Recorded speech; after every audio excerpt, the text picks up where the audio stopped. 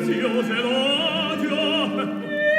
Vedi, quegli occhi ci ristrini già li vedi. Ce n'è tanti per il mondo.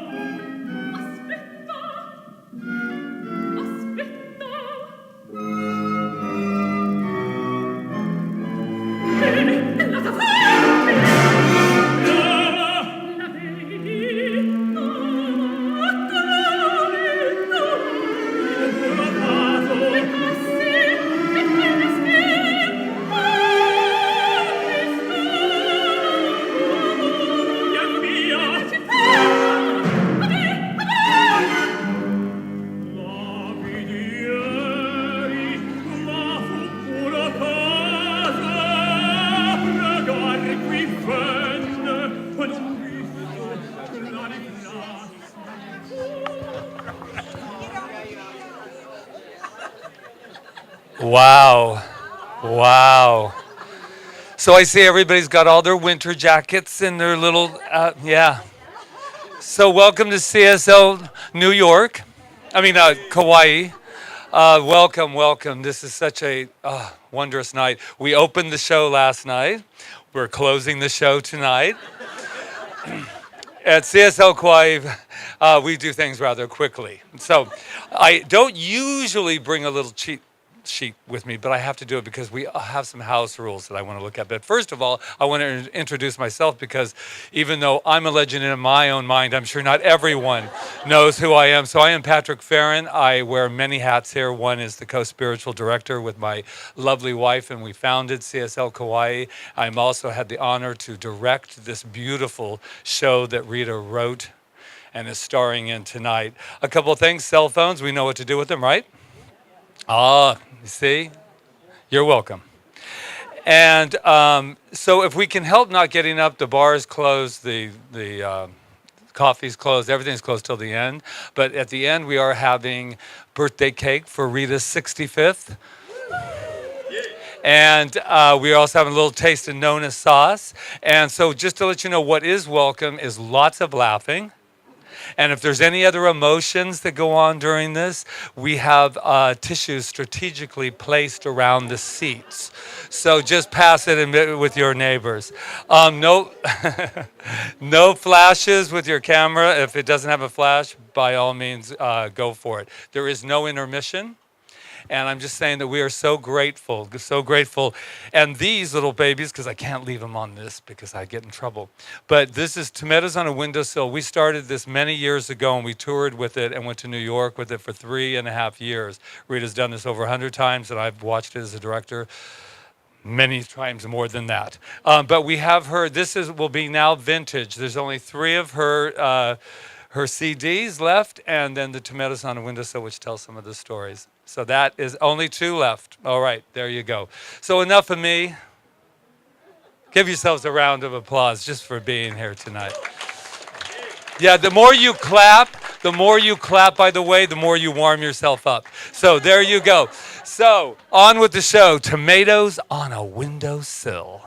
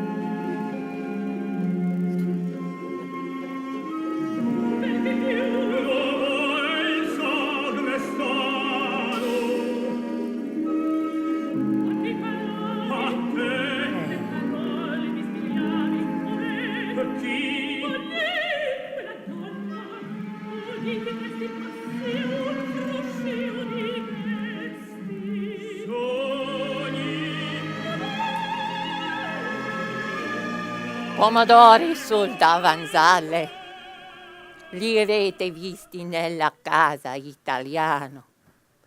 La stanno finché sono pronti per mangiare. Dico, ogni giovane ragazza è come un pomodoro sul davanzale.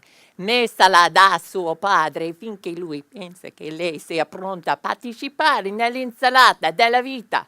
Ma qualche volta la ragazza pensa saper meglio e lascia il davanzale da se stessa.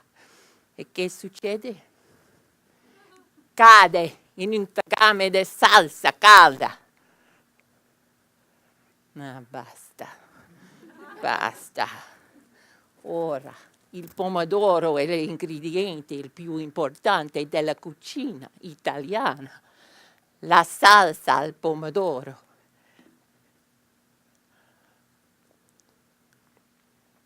Perfetta. Fare la salsa perfetta al pomodoro e di che si tratta la donna italiana.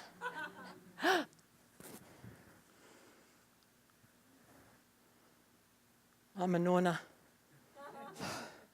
Just in case you don't know, nonna means grandma in Italian. I had a nonna. That was her cooking the sauce. My mother became a nonna, and now me. It happened real quick, too. Here was my daughter, Laura. One day she says to me, Mom, I'm pregnant. And I'm thinking to myself, how could she do this to me?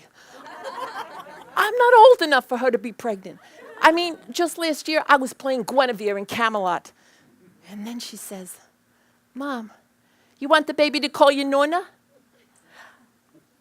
Granny. Have her call me Granny. You might ask, what's the difference? Well, there's a big difference. You see, Nonna, she can easily be any child's nightmare. She's old. She smells funny. And she does that thing you saw before, that stare. I've even caught myself doing the stare on several occasions. To my kids, even to my ex-husband. Now, I never knew what was going on in Nonna's mind when she stared like that. Well, now I do. And I'm telling you, it's not nice. For those of you who don't speak Italian, you're probably wondering, what was my Nonna babbling about before? Well, according to my Nonna, every young girl, she's like a tomato on a windowsill. She's put there by her father until her father feels she's ripe and ready to be part of the salad of life. But sometimes, my Nonna says, the girl, she thinks she knows better, and she sneaks off the sill without her father's permission. What happens to her? She falls in a pot of hot sauce. That was me. But my Nonna, she was a good, simple Italian woman who knew her place. According to my Nonna, the most important thing for a woman was that she be a good wife, a good mother, and the best cook. So, my Nonna, she taught my family to cook. My earliest recollections of food, they're all because of my Nonna. So, welcome to my life. The sauce cooking, the smell of garlic in the air, the opera playing in the background. This is what I lived and breathed every day while I was growing up in an Italian-American home on an island called Long Island in where else? New York. And my Nonna, she was there. My Nonna's name was Rita Andriello, and she came to our family from Italy when her husband, my nonno, died. And she lived with us from the day I was born until the day she died. She always wore a black dress. She spoke very little English, and she screamed and she cried a lot. She knew all the operas by heart. She always had rosaries in her hands, and she loved Dr. Kildare. You remember him, right? Richard Chamberlain. We, the Andriello children, we'd gather in her room every week to watch. It smelled a little funnier in the room, but we didn't care. 3 stars will shine tonight, one for the lonely. Oh, he was so handsome. Nonna didn't know he had a little secret. To her, Dr. Kildare was exactly like her son, a doctor and a singer. That's him, my father, Dr. Rocco Carmelo Andriello. He's got the stare, too. He came to this country from Italy after World War II without a penny in his pocket, not even knowing our language, and he became a doctor. He was very proud of that. But I'm getting ahead of myself. Back to my Nonna. Now, my Nonna had a little problem. She was a diabetic, non-compliant. I mean, come on, think about it. Being a diabetic and being Italian. She couldn't stop eating bread. I mean, what Italian can, huh? This and her love for biscotti, cannoli, anything sweet put her forever at war with her son, the doctor. The whole family joined in the battle to save Nonna's life. Even the dog joined in. If Nonna was hiding food in her pockets, and she did, the dog would be following close behind, wagging his tail and sniffing it out. My brother Gregory and I, we were so proud of ourselves because we came up with this idea of putting little black plastic spiders on the refrigerator to ward Nonna away. You see, she was afraid of insects. Oh, did we love to hear her scream when she hit that kitchen? We would hide waiting for that great Italian scream. Gregory, come on, quick, I got him. I got him. Yeah. You got the big black one, right? Perfect. Oh, she's coming, quick. We gotta hide, hurry. She's coming. Shh, shh, shh. She's coming. Shut up. She's coming. Shh.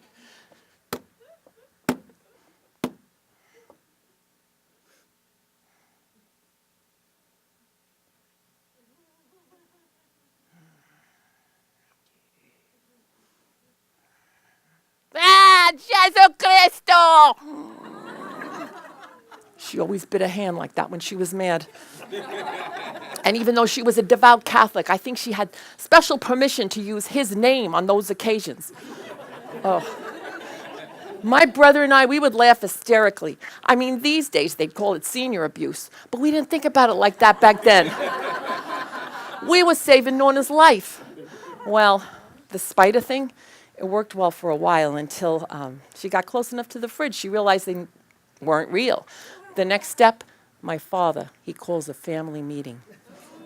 Rita, Paul, Maria, Gregory, everyone to the table quickly. Now, pronto. Clara, you too.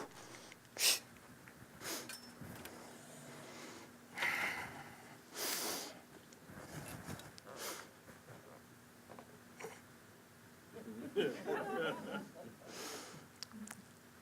I will buy a chain and a lock.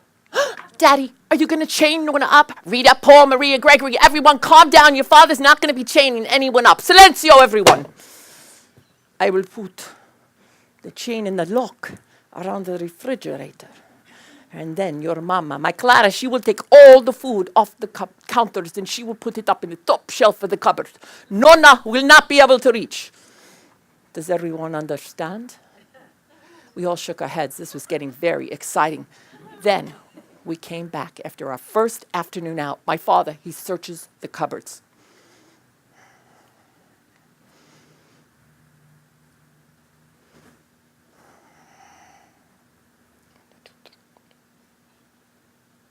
$10 biscotti missing. A whole loaf of bread. Clara, I ate it. I forgot, right? No, Rocco. There were 2 loaves, in fact. Terribile, Clara. She will kill herself at this rate. But how did she get up there?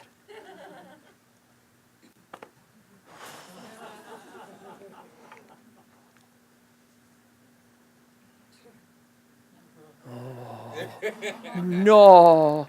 No, impossibile.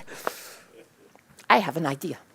We will pretend to plan an outing for the whole afternoon. We will leave, and after 10 minutes, we will come back. We will see what will happen. I'm telling you, it was like solving a Nancy Drew mystery to me. Slowly, my dad would pull the car down the driveway.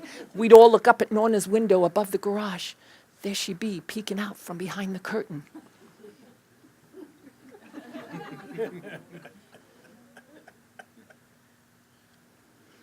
Now, my father would drive to the end of the street. He'd wait 10 minutes, no more. Now, you saw how slow Nonna walked, right? But after only 10 minutes, when we would drive that car back to the house, get out and go into the kitchen, there she'd be, a flight of 12 stairs, up on a chair she dragged all the way across the room, her pockets full of biscotti, Twinkies, whatever she could find, the dog standing close by, smacking his lips. And that's when the screaming would start. It was better than Dr. Kildare. Hey, Mama, what are you doing up there, eh? Hey, basta, basta. You are gonna kill yourself. Give me the food. Hey, I got nothing. I was only looking. I said to Mama, give me the food now, eh?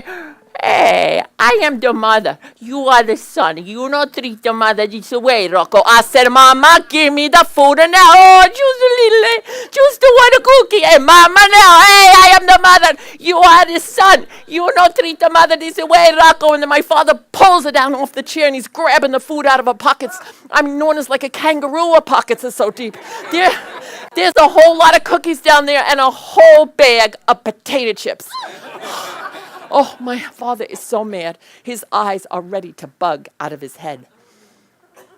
This is a poison to you, Mama. Poison. See, I should know. I am a doctor. See, and I am a son. A son who loves his mama. Mama. Figlio mio. Mama, figlio mio, mama, figlio mio, mama. The crying, both of them. I mean, my dad might have been a real man, but Italian men, they're not afraid of tears. Then my Nonna, she will walk away all slow, defeated. I mean, she lost again, right? Or maybe not. The dog was still following, sniffing.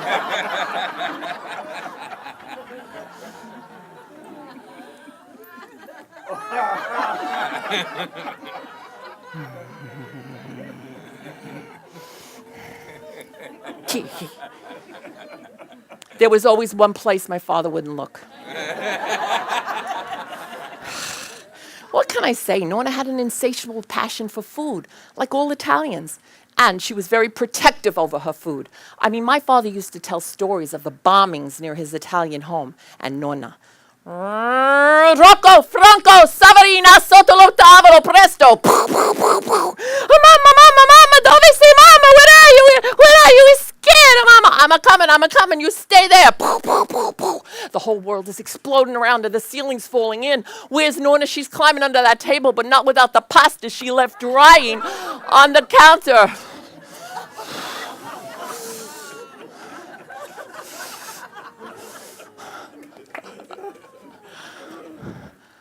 Nonna.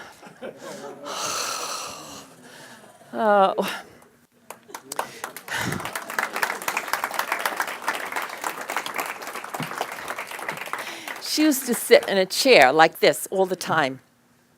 And at Christmas time, she'd watch us as we opened our presents.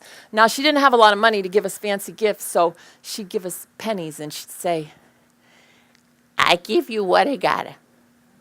I can't give you what I don't gotta. You know, my sister and I, we still say that to each other till this very day. And then we laugh and we remember our Nonna. The last thing I remember about my Nonna, well, it was her wake. My first Italian wake. And my Aunt Dolores. Now, my Aunt Dolores was my father's sister. Her birth name was Savarina, but she didn't like a name, so she changed it to Dolores.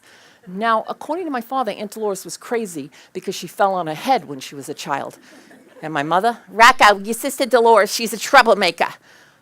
Talk about troubled teens. Aunt Dolores ran away from home when she was 15 with a 30-year-old man, having 2 sons, who were later raised by my father, Nonna, and the rest of the clan in Naples. That was after Aunt Dolores deserted them, but then that's another one-woman show. Or maybe the pilot for a sitcom. Back to my Nonna's wake. Now, I hadn't seen my Aunt Dolores in a really long time. Her and my father, they had some kind of fight, and they decide they're not going to talk to each other anymore. I mean, Italians do that. They hold grudges and long silences. This one had something to do with Nonna, and the fact that Aunt Dolores deserted her. That was after Aunt Dolores met a millionaire in the nursing home while visiting Nonna, fell in love, and took off. See what I mean? It's a soap opera in the making. Anyway, I keep digressing. Back to my Nonna's wake. The funeral parlor is very quiet and subdued. Enter my Aunt Dolores.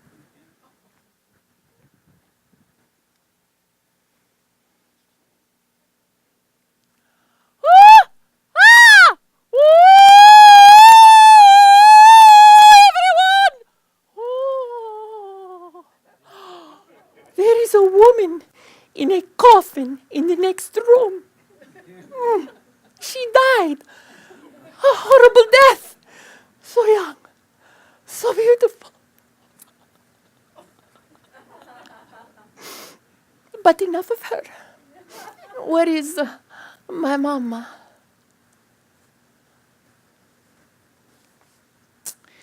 Perhaps you don't recognize your own mother because you never came to see her. Where do you think she is, Savarina? Basta, basta, idioto. Give me a moment with my mother, the saint of my childhood.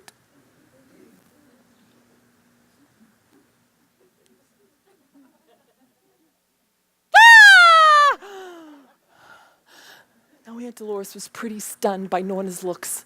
I mean, we all were. Norna, who didn't wear anything but a black dress and no makeup, she's dressed in some floral low-cut number. Her hair pressed and curled and enough red lipstick on to walk down Hollywood Boulevard. But holding those rosaries in her hands, we all waited while Aunt Dolores took in the vision of this simple Italian woman whom she called Mama. Mama. Mama. Mama. Mama. Mama. I don't know, maybe she expected her to answer. Aunt Dolores was so convincing in her part, she had me believing that Norna was going to rise up out of the coffin and cook for everyone. We all waited while Aunt Dolores took her moment.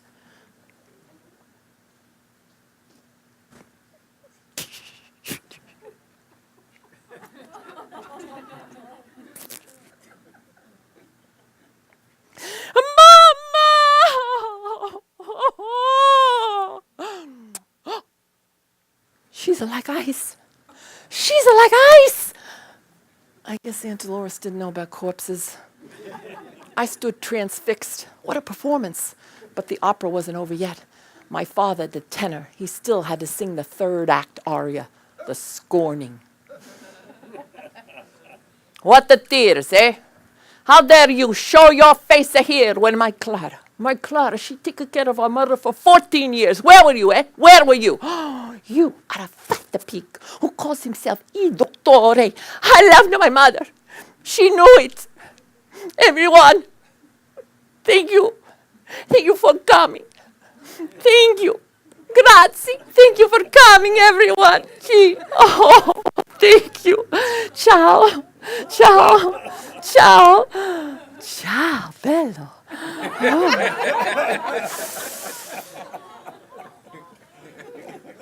Addio, dottore.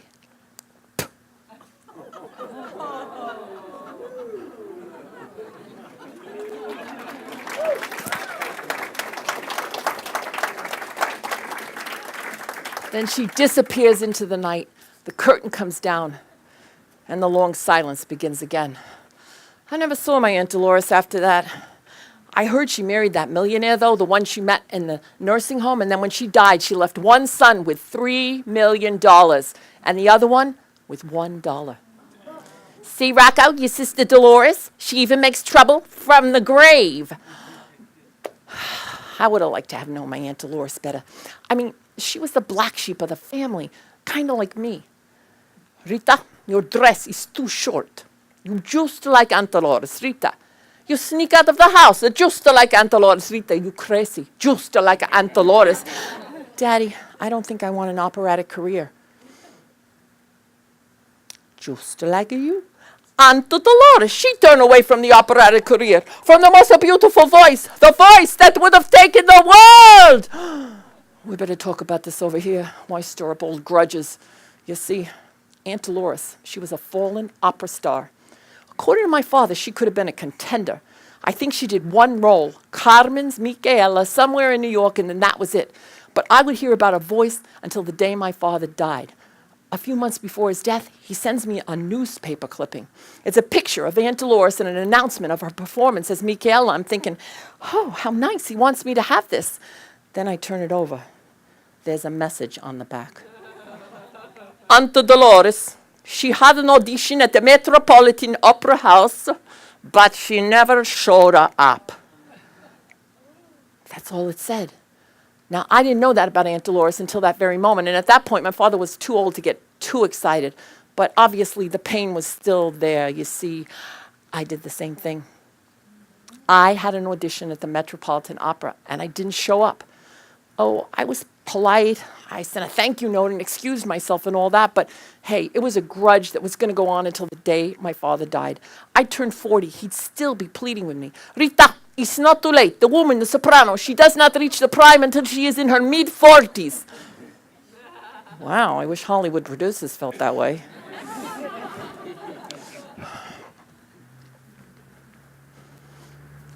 All right, Dad, I know. I denied you the joy, the pleasure of seeing me on the Metropolitan Opera stage. I know. You loved opera more than you love food. That's saying a lot. But, Dad, I got to know. Have you forgiven me? What? The pasta's ready.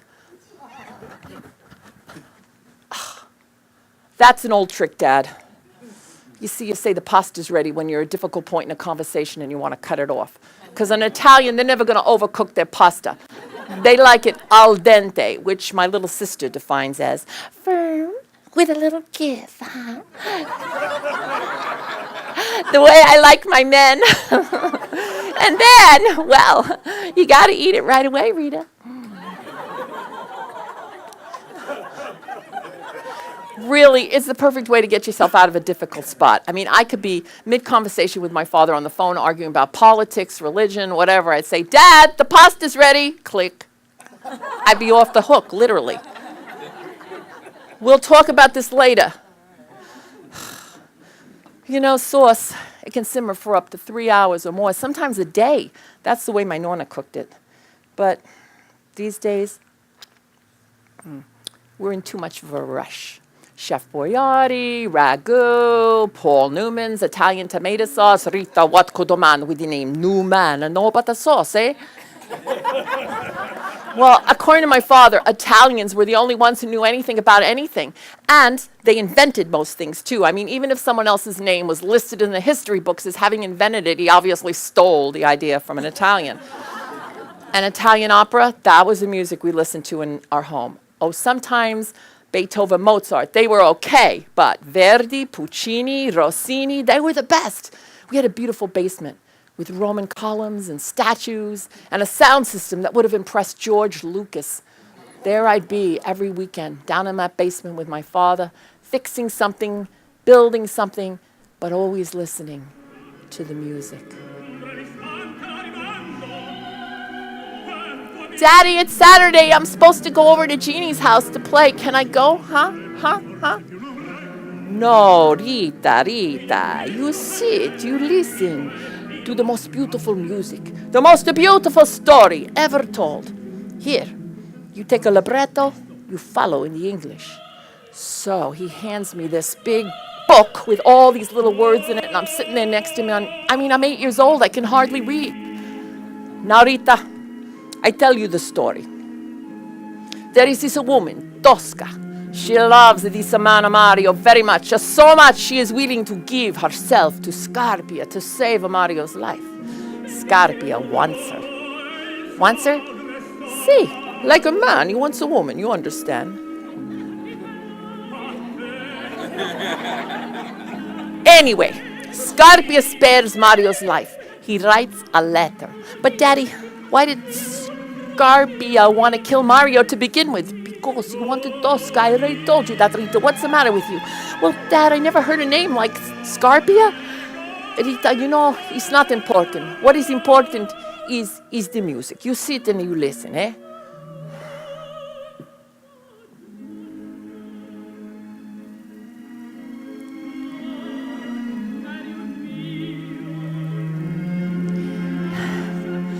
Dad, how long is this opera? 3 hours. You sit, you listen, you learn, you will be educated. And then he lit a cigar. Didn't know about secondhand smoke in those days. And I sat and I listened and I learned down in that dark, beautiful basement with my father as he took me through every tragic and comic opera, as he sang along with Gili, Corelli, Caruso, and dozens of other Italian tenors and baritones and sopranos whom I heard every weekend. You know, when you think about it, Italian Catholic and opera, they go together like salad oil and vinegar. I mean, for some reason, these tragic stories full of sex, murder, betrayal, they're considered beautiful stories. I used to see the nuns at the opera all the time. And the soprano, she always dies with the rosaries in her hands or singing some prayer. To my father, the opera was sacred. But if I was caught watching Rock Hudson and Doris Day prancing around in that TV in their PJs, click, pornografico. But Tosca, what happened to Tosca? She got that letter securing Mario's release. Then she prays to the Virgin Mary, despairing how she, the Virgin Mary, could put her Tosca in such a position. After all, she prayed to her every day. So why was she asking her to have illicit sex against her will? What did she get for an answer? That she should kill Scarpia instead. So she did. She waited for the big moment when he came in for the big kiss.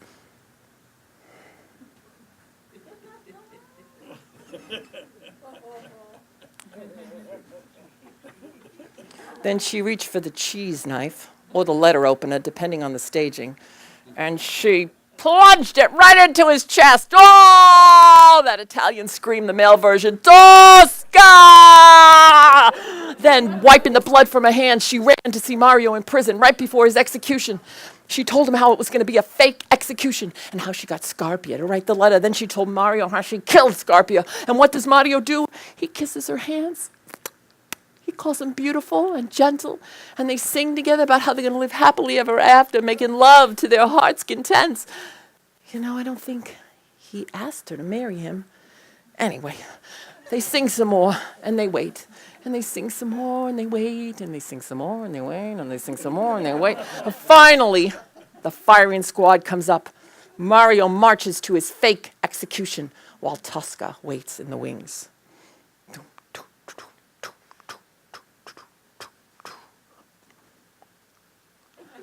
The firing squad shoots Mario. Down he falls. Tosca, she applauds his magnificent performance. The firing squad leaves. Tosca sneaks out. Mario, be still. Mario, don't move. Mario, shh. Mario, the coast is clear. Mario, he's dead, really dead. She's got blood on her hands to prove it. Oh, that Italian scream really comes in handy. Scarpia tricked her so he could screw her. I mean, be affectionate with her.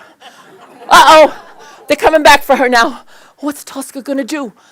The unthinkable, the thing that's going to send her to hell forever. She runs to the top of the castle of the angel, and she throws herself off, but not without first declaring, Scarpia, let God be our judge. Ba ba da da da da da da da da da da da da da da da da da.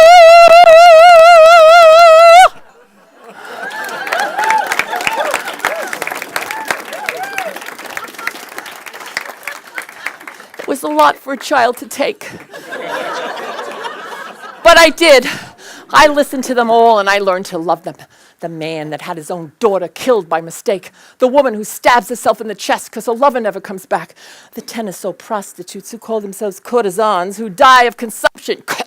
The duke who had so many women he just couldn't stop singing about it. The man who strangled his own wife because he was so jealous. Crimes of passion, suicides, murders, betrayals, men dressing as women, wicked kings. Oh, yes.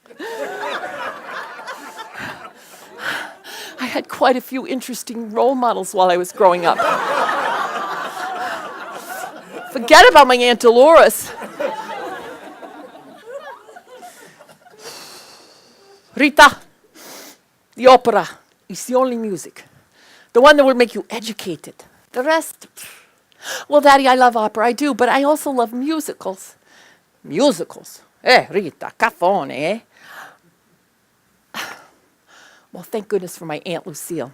My Aunt Lucille and my Grandma Hertz. They were from my mother's side of the family. They were liberated women in an Italian dictatorship. Yeah. They didn't mind standing up to my father. Oh, I remember this one Christmas Eve. We were all at dinner.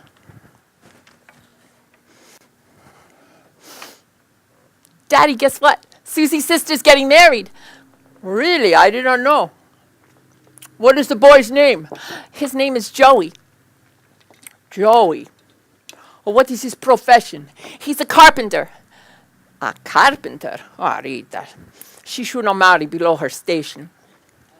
Her station? What does that have to do with anything, Dad? They're in love.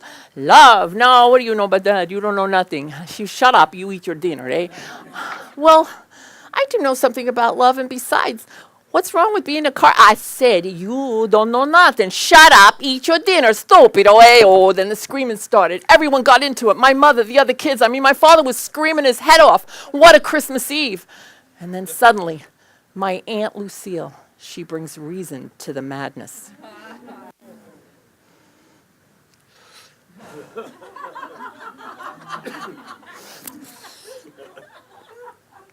Oh, for God's sakes, Rocco. Jesus was a carpenter.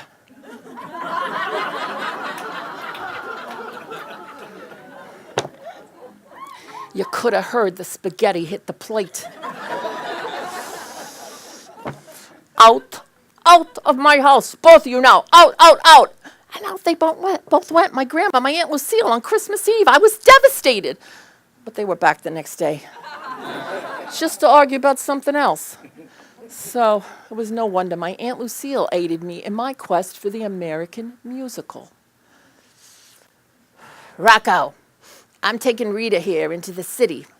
Yeah, for a musical and some Chinese food. So, into New York City I went. I saw my first musical, My Fair Lady. Oh, I mean, I was hooked now. Julie Andrews, she became my idol. I wanted to sing just like her. My father's friend, the soprano, she gave me my first voice lesson. Canta, canta, canta, Rita, let's sing the Bohème aria, eh? Well, actually, I wanted to sing this.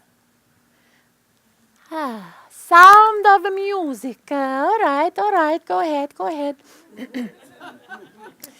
My day in the hills has come to an end, I know.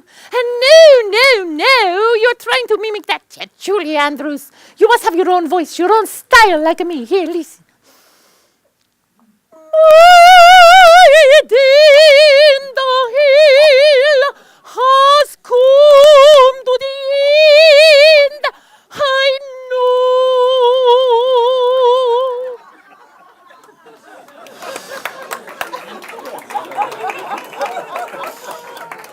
But mimic I did. The hills are alive with the sound of music. Raindrops on roses and whiskers on kittens, green-colored ponies and warm woolen mittens. All I want is a room somewhere far away from the cold night air, with one enormous chair. Wouldn't it be lovely? I loved you once in silence, and misery was all I knew. Oh, I love musicals. I wanted to study them all. But my father, he wanted me to study opera.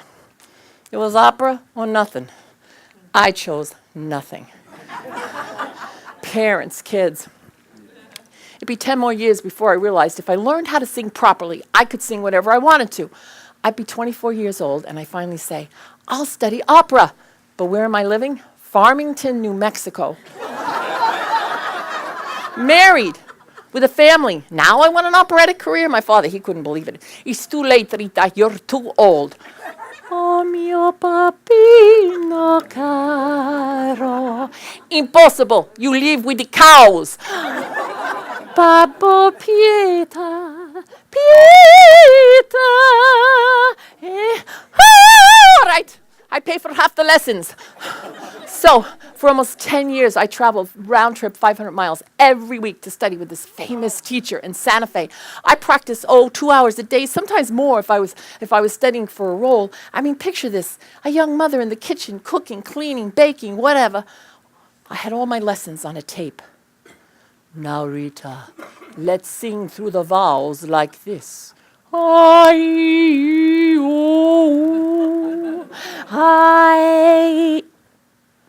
Jennifer, Kenneth, Laura, outside to play before dinner. Again. Again. Mommy, can we watch TV before dinner? I gotta go party, Mom. I gotta go party. I want my dolly, Mommy. I want my dolly. All right, Jennifer, you know there's no TV during the week. Kenny, you just went potty, and please give Laura back her dolly. Come on, everyone, outside to play before dinner. Just give Mom a break, okay? Come on, come on. Again.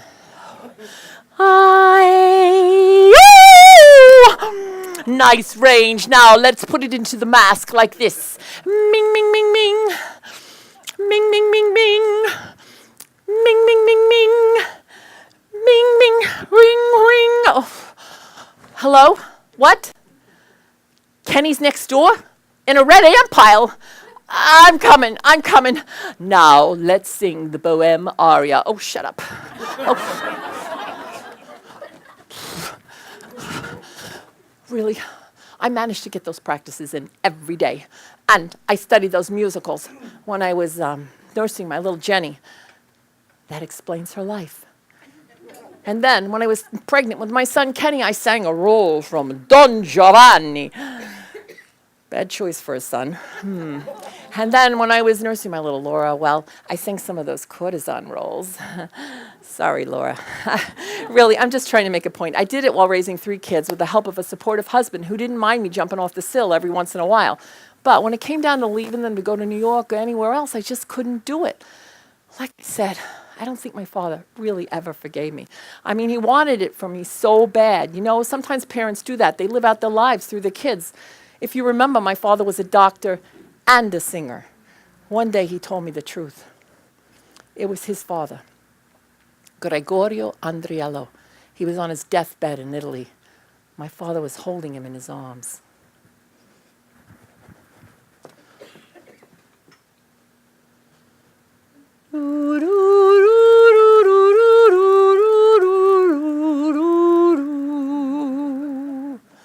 I'm dying, my son.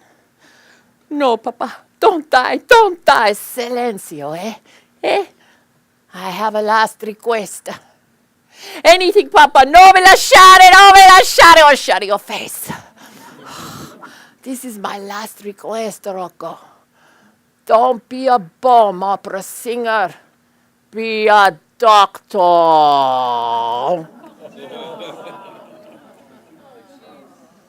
Then he dies, leaving him with that. What else could he do? Parents, kids.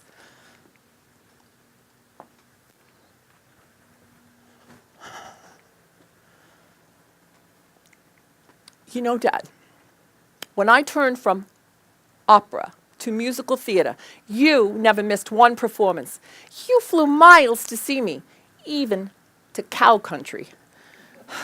I wish once, just once, I could have sat out in the audience and watched your face. I think I would have realized that what you really loved was just to hear me sing. Oh mio papino caro, mi piace bello, bello, andare a una porta rossa a comperar l'anello. Sì, sì, ci voglio andare, e se l'amassi andar, no, andrei su Ponte Vecchio, ma per buttarmi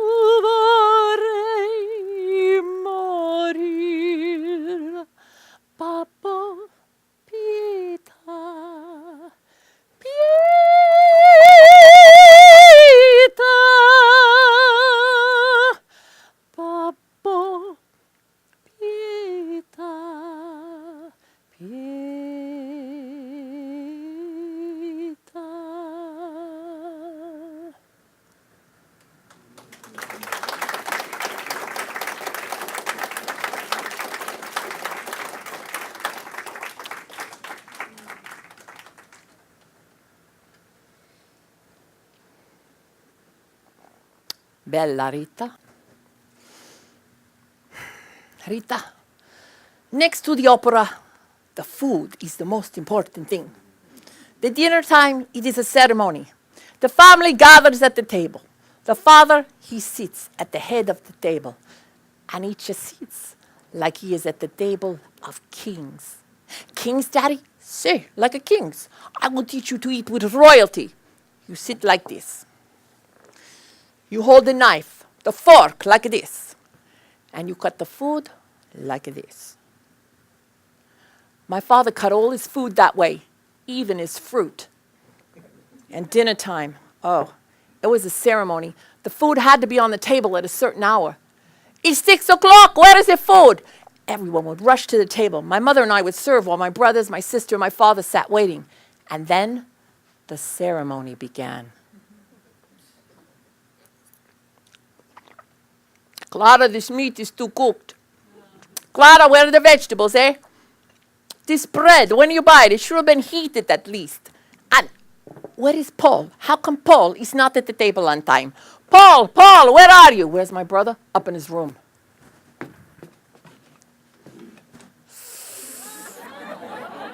I'm coming, Pop. I'm coming, Pop. I'm coming.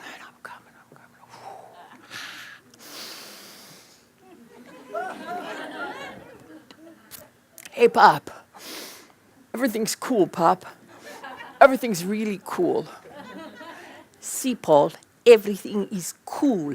The food is now cool, and you are really cool. Where is your shirt, eh? You don't come to the table without a shirt. What's the matter with you, eh? Caffone. Gregory, don't reach for the salt. A caffone. Maria, too much butter on the bread. A caffone. Daddy, what's a caffone? You are a caffone, Rita. You are a caffone. When you don't sit like this, when you don't hold the knife, the fork like this, you are a caffone. But Dad, what's a caffone? I would soon learn that a caffone was my father's word for no class. Several years later, well, my sister and I, we were blitzed on margaritas one day. And we made up this song celebrating our younger days. Rita, remember this? When you twirl too much pasta on a big tablespoon, that's caffone. Maria, don't you gonna make me pee my pants. When you drink too much wine and you fall on your behind, that's caffone. Maria, stop it. I got it. Manicotti and regatta and prosciutto with no suit, that's caffone. Hands in food, passing gas, too much sauce, drop the cross, oh, that's caffone. When you walk down the street with no shoes on your feet, ha, that's caffone. When you reach for the pork, but you don't use a fork, ay. When you think you got class, but you're just passing gas, ooh, signore. Cook all day with no pay down in Old Sheephead's Bay. That's caffone.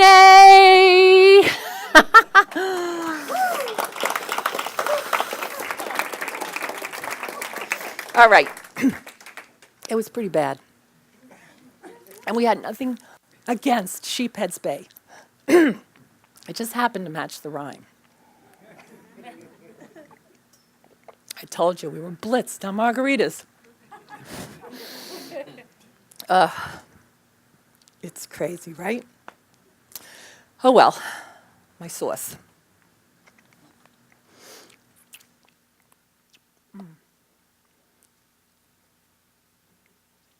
Ow! Italian fathers could write a book. How many ways to hit your child and not call it abuse? Okay, there's a scaffo. It's a little slap behind the head.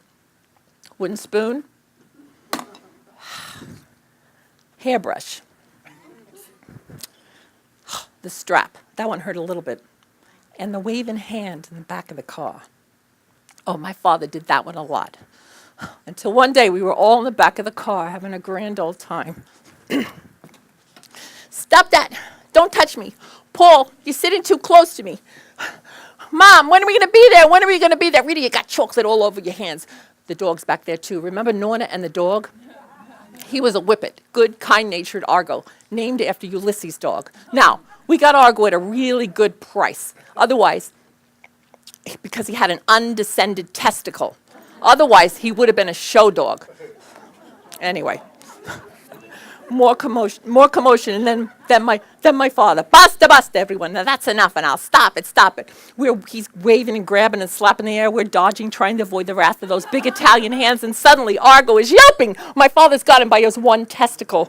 Oh, we're all in hysterics now. Poor Argo, he doesn't even growl or bite. My father realizes what he's done. Let's go. Jams on the brake, and there goes Argo into the back of the station wagon, into the front seat, landing right next to my father, looking up at him lovingly.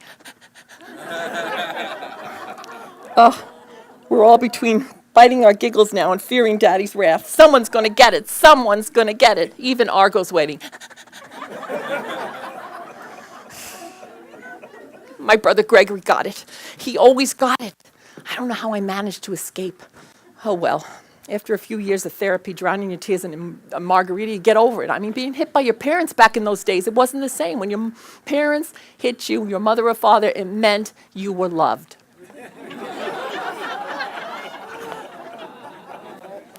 Talking about my mother, where is she? Well, where else would she be? In the kitchen. My mother spent so many hours in this kitchen. If she had been paid, she would have been a millionaire. And can my mother cook? I mean, she's not Italian, but she cooks like one. She used to say, "I'm an Italian by ejaculation."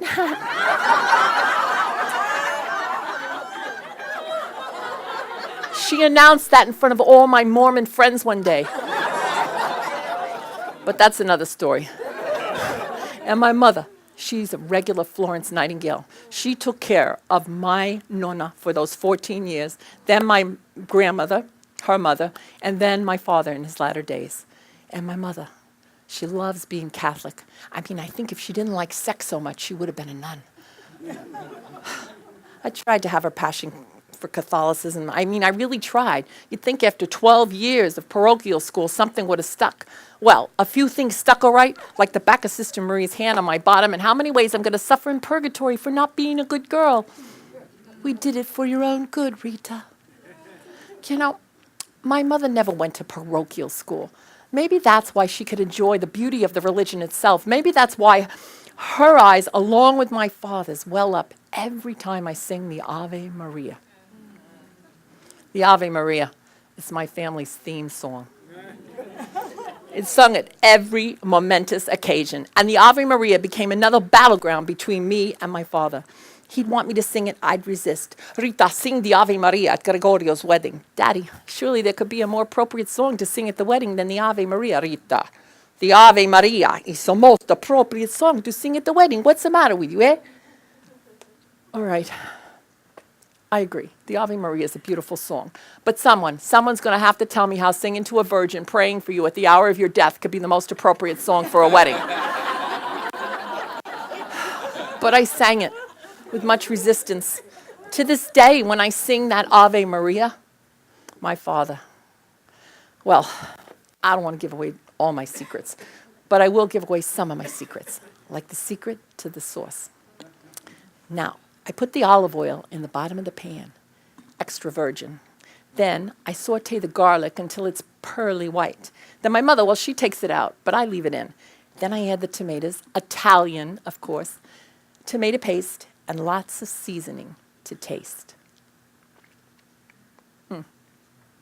I know. Some of you out there who cook Betty Crocker style, you're probably wondering, how could I follow a recipe like that? It has no set measurements. Well, that's the way I learned how to cook. I mean, my mother would just say things to me like, "Rita, make the salad." So every night I made the salad, which meant taking a head of lettuce, garlic, olive oil, vinegar, and mixing it up.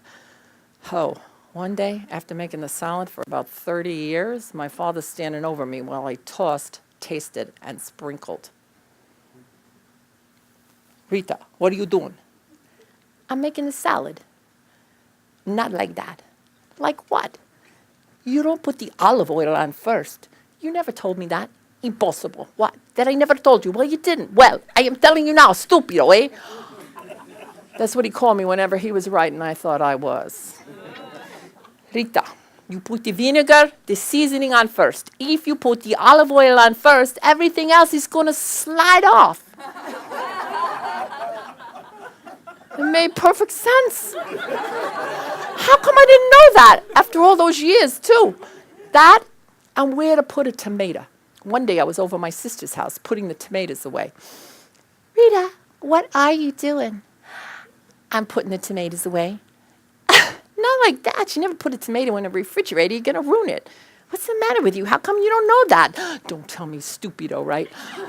Oh, for God's sakes, Rita, please put the tomatoes on the windowsill. And while you're at it, would you pour me another glass of that Pinot?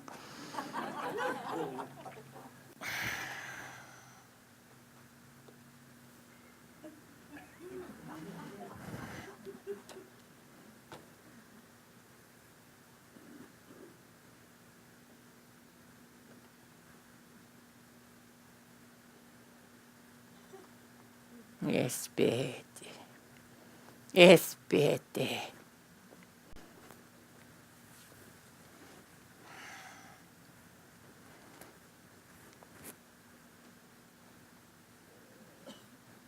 I have something to say. To you.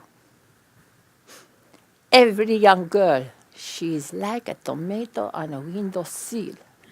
She is put there by the father until the father feels she is ripe and ready to be part of the salad of a life. Rocco. Rocco. Rocco. Rita will be 17 next week. Oh, Clara, 17. That is almost 18.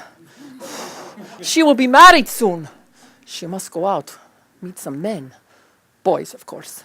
Really, Dad? I can go out? You got to understand, I wasn't even allowed to go to an all-girls school dance with the nuns standing guard. This was a big step.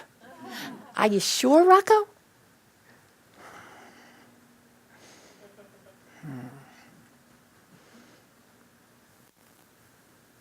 It's time. He said it like it was some kind of death sentence.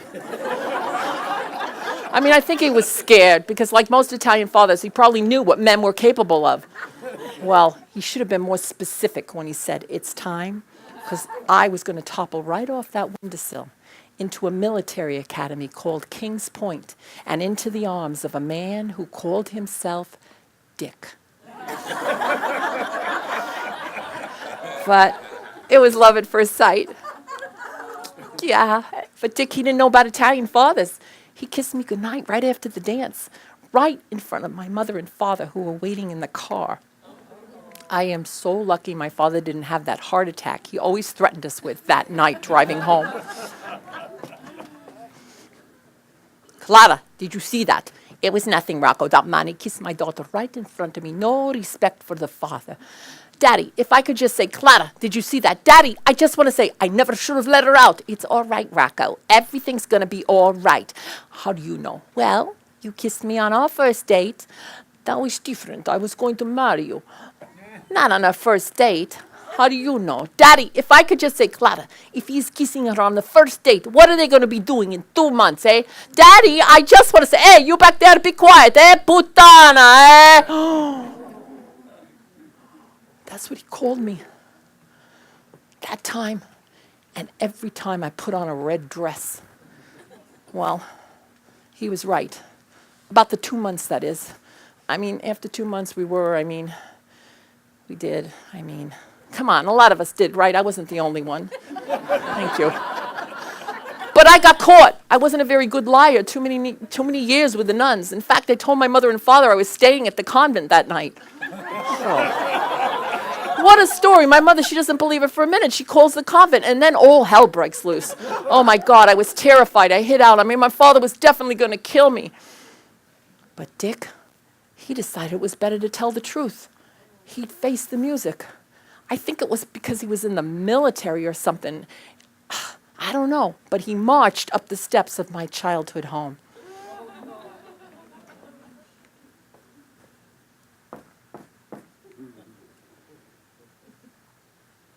He said he stood waiting, thinking a gun was going to emerge any minute and shoot him down, but my mother answered the door. Well, hello. Dick. Dr. Andriello is waiting for you down in the basement. So she leads him down in the basement where my father's waiting with his friend Filippo. They're both puffing on cigars.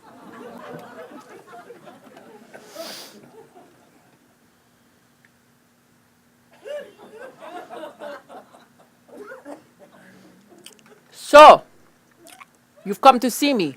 Yes, sir. Filippo, this boy, he's come to see me. See. Should we kill him now or see what he has to say about where my daughter was last night? Your daughter was with me, sir. Oh, Filippo, my daughter was with this boy. See. Doing what? Now this is where my whole destiny changed. I mean, if Dick had just said we were at watching a sunrise or at the local IHOP talking all night. We slept together, sir. They slept together, Filippo. See. Are you telling me you dishonored my daughter? Oh, I did not dishonor your daughter, sir. I had sex with her, sir. Filippo, should we tell this boy what happens to men in Italy who dishonor the sweet daughters of fathers? Say, we kill men in Italy for this. Are you going to kill me, sir? Do you know? There are women to do with what you did with my daughter with. Right, Filippo? See. You have dishonored my daughter. Now you will marry her. Oh, I can't marry your daughter, sir. Filippo, this boy, he's not going to marry my daughter. See, why not? Well, I don't want to get married, sir. I love your daughter, but I'm not ready to be married, sir. They kill men in Italy for this. This is not Italy, sir. Honestly, that's what he said. And he managed to escape the basement. But after that, the curtain came down and the long silence began. I was shunned dead. My father wouldn't speak to me. After about 2 months, the Italian stares, they got to be too much. I packed up and left home at 18. I had to sneak to see my brothers and sisters. My mother wasn't even allowed to talk to me. I mean, I had become Aunt Dolores. After about a year, Dick, who I now called Richard, and I decided to get married. My parents, they wouldn't come to the wedding. The long silence continued for another whole year until finally Richard and I decided we'll go see my dad. Apprehensively, we walked up the steps of my childhood home.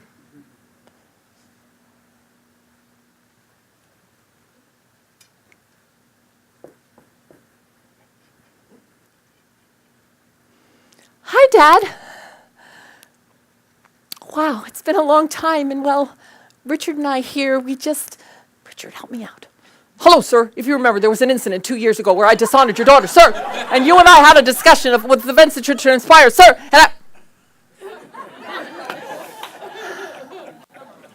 what we're trying to say, Dad, is we're sorry. And we hope you can forgive us so that we can be a family again. Rita,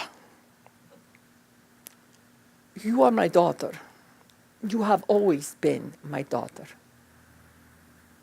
Come here. Come here.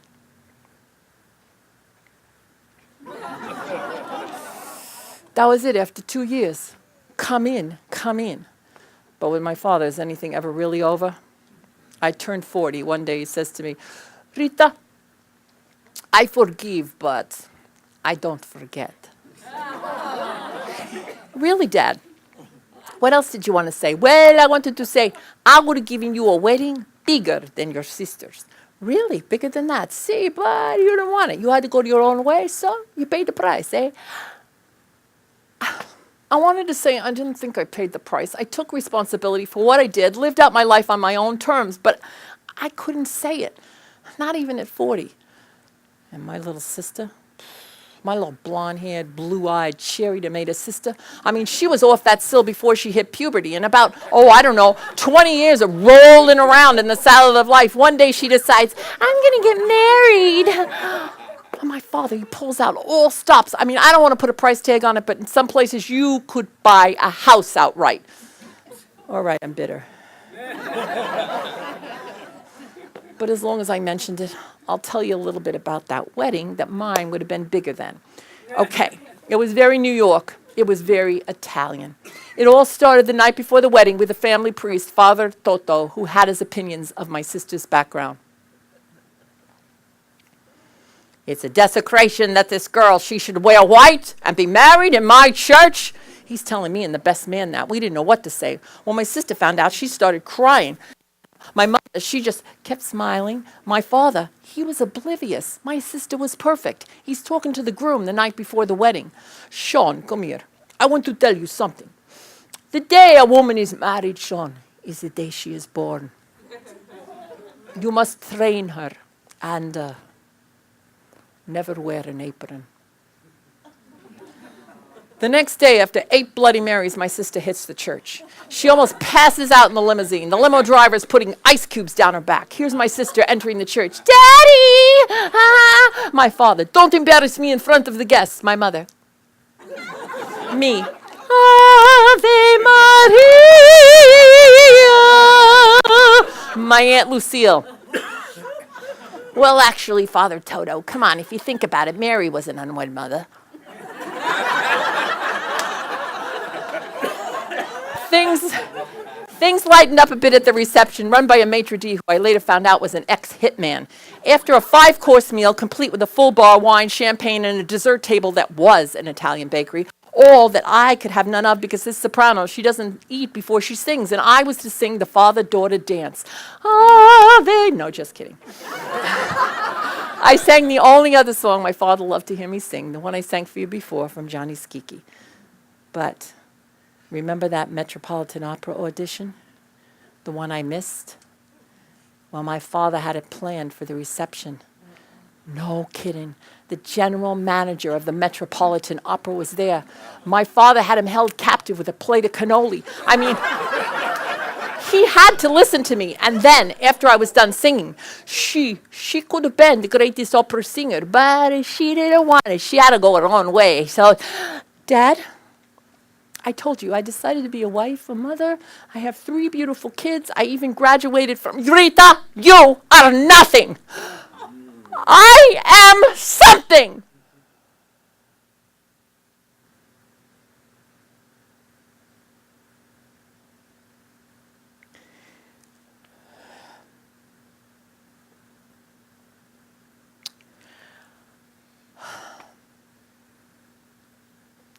The opera of my life. I did what I was raised to do. I became a wife, a mother, the best cook. But I was continually chastised for not being a celebrity, a star, an emancipated woman. 2 weddings, 2 fights over song choices, and 2 Ave Marias later, my father died. The last time I saw him, I knew Dr. Andriello knew the end was near. I mean, what does an Italian with hardening of the arteries do when he knows death is inevitable? He eats. I watched him as he clogged his arteries for the last time. I mean, up to that point, he'd been a compliant heart patient. But it wasn't until he kissed my Aunt Lucille and told her he loved her in a Chinese restaurant. I knew the end was near. I never made it to his deathbed. You know, I think I was too afraid he was going to make a last request that I couldn't fulfill. And then his funeral, my mother. Will you sing the Ave Maria for your father? Of course, Mom, I'll sing the Ave Maria for Dad. Of course. How could you do this to me? I hope you and Aunt Dolores are having a good time up there. I mean, how was I going to do with this song? We fought about it all through life, and now I am going to sing it over his coffin? Well, do you believe in ghosts? Because I'm going to tell you something. My father loved that Ave Maria so much, he came back from the grave to make sure I'd sing it properly. After all, it was his funeral. One last chance to show off his daughter's voice in front of his friends. Oh, I was terrified when I walked up on the altar to sing. I mean, in the rehearsal, I couldn't even make it through the first phrase, and I burst into tears. I'm looking out at everybody. They're smiling, waiting expectantly. I turn to the accompanist and give her the cue to start. And then suddenly, it's like a silent movie. And all I can hear is the music and a voiceover. As clear as day, right in my head. It's my father's voice. And he's taking me through every note of the song. He's telling me when to crescendo and when to decrescendo. He's telling me when to hold a note and for how long. He's giving me a voice lesson right then and there. The next thing I remember, I was back in my seat. Later, my brother Paul, he says to me, "Oh, Rita, the way you sang that Ave Maria, it was the best I ever heard you sing it. I wished I'd had my video camera. I would have taped it. I would have dubbed it right over my wedding video."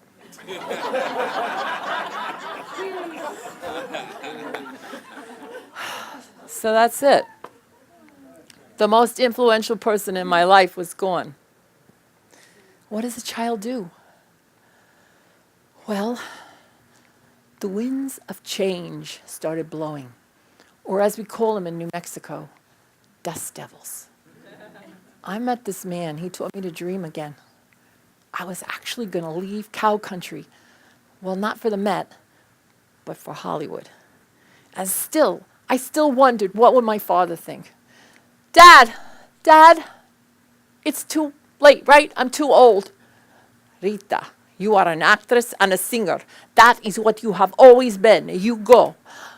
But what about my kids? Your kids, Rita, your kids are grown. They're out of the house. What's the matter with you, eh? Well, what about Richard? Yeah. Oh, Dad. By the way, Rita, I always wanted to live in California.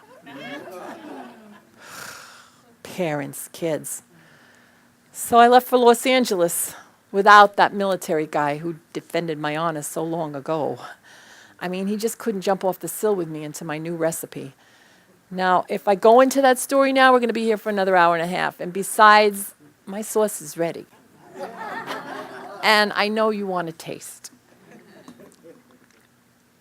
Perfetta.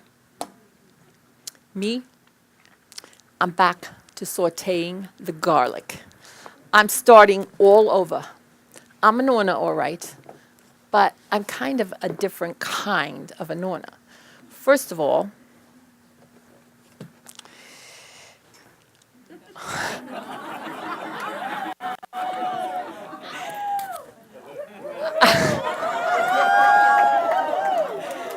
I wear red dresses. And I got married again. That guy who ignited my dream, well, he ignited a few other things too. You know, Dad, I think I've been resisting all these things you've seen in me for so long because, well, I'm stubborn. Calabrese, hard-headed, like you. But Dad, if you really look at it, I didn't really toss it all aside. I have a great love and appreciation for music and art. I love good food. I'm in tune with my spiritual side. I know, we didn't always see eye to eye on that. But hey, God is God. I bet you know that better from where you are than I do. Dad, I took everything you taught me. I mixed it with a little of this, a little of that. I came up with my own recipe. Just like we do with our family recipes. We had our own taste, our own spice, our own flavor. But we never forget the base from which it all came. Grazie, Papa. And before you ask, this one is for you. Ave Maria, gratia plena, Maria, gratia plena,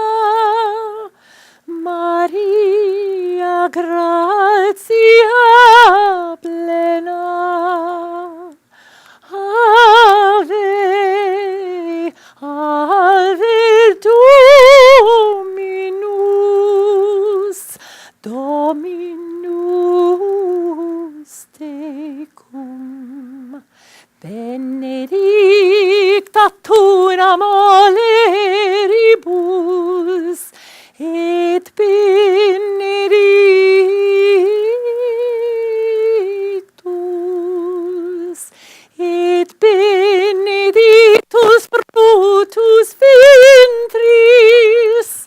ventris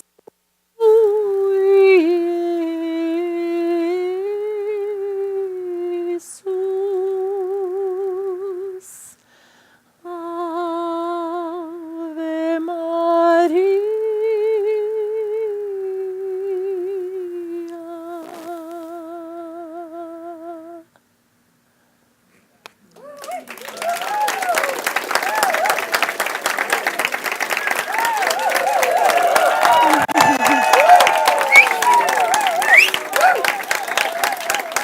Oh, thank you. Grazie, grazie. Ciao. Thank you. I want to give my dad some credit. Oh, thank you. Mahalo. Oh. I think we need to sing a birthday song to the birthday girl, don't you? And 1, 2, 3. Happy birthday to you. Me? Happy birthday to you. Happy birthday, dear Rita. Happy birthday to you.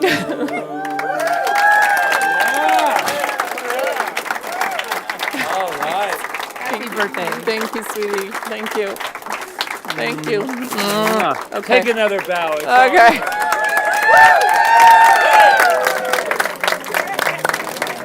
Thank you. Thank you. Thank you so much. I will see you in a minute. I'm just going to go get this thing off. Thank you. Oh my God. Thank you.